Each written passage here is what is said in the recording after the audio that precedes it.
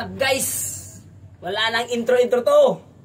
Pasensya na kayo kung ngayon lang tayo nakapag-video dahil busy tayo sa trabaho natin. Yung vlog plan natin ngayon, yung sa trabaho natin.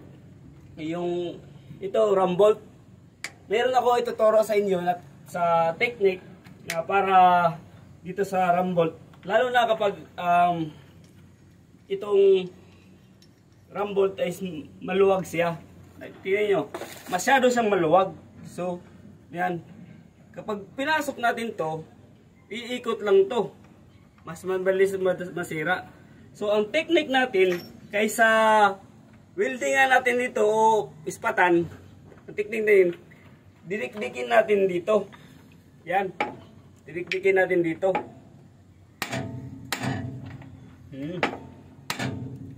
Okay. Tingnan natin ulit nila. Oh, medyo maluwag pa. Isa pa. Okay.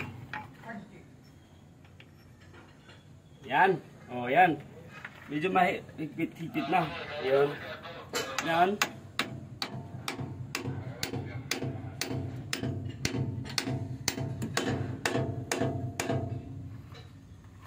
Whoop.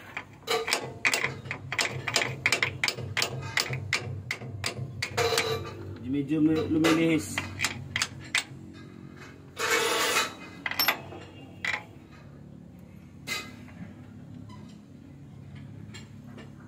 Yan.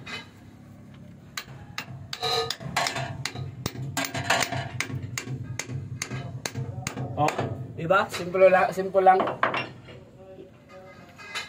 Dito sa CC, dami tayong trabaho kahit ano, basta wag ka nang mamili. Basta magkakapera tayo, okay na yun. Shout out. Oh, shout out pala sa mga lahat ng mga CC dyan at mga lahat ng mga immortal. Ano na yung Facebook, sir? Braille Me. Shout out sa Braille Me page na ating kaibigan. Ayun. Huwag mo yung kalimutan mag-follow sa ito pala si Braille Me. Shout out.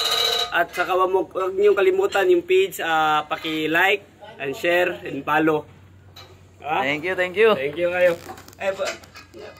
Sige.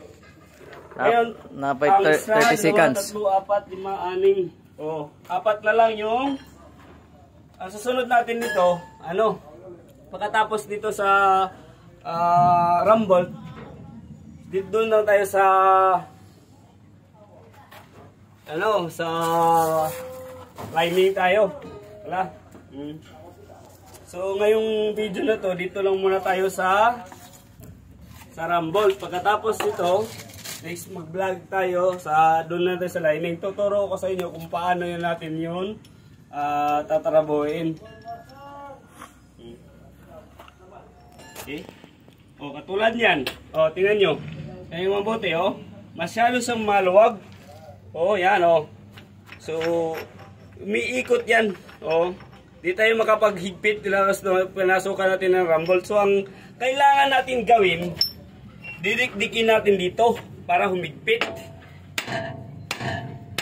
Yan. Yun yung mga technique na mga Hokage technique ba? Ayan, tingnan nyo. Yan. Medyo humigpit na.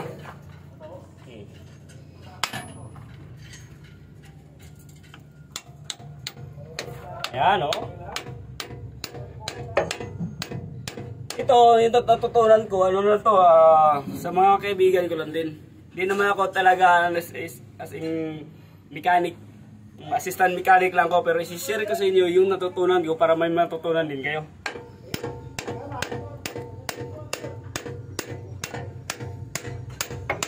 Hindi tayo nakapag-vlog ng mga mukbang dahil busy tayo sa career natin ngayon Pasensya na kayo. Pero merong naghahamon sa akin na yung MP daw. MP, isang tungga. Abangan ninyo to, yung MP na isang tungga lang. Gaano tayo kalakas. Yung use oil, sus! Hintayin lang ninyo. Medyo busy lang tayo ngayon.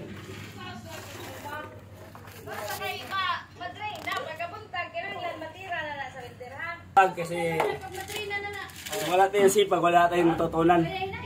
Trabaho lang tayo. Trabaho lang tayo, wala tayong sipsipan dito.